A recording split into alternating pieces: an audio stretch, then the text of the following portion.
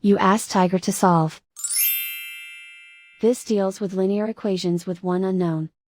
The final result is x equals 12. Let's solve it step by step. Simplify the expression. Expand the parentheses. Simplify the arithmetic. Group all constants on the right side of the equation. Subtract 10 from both sides. Simplify the arithmetic.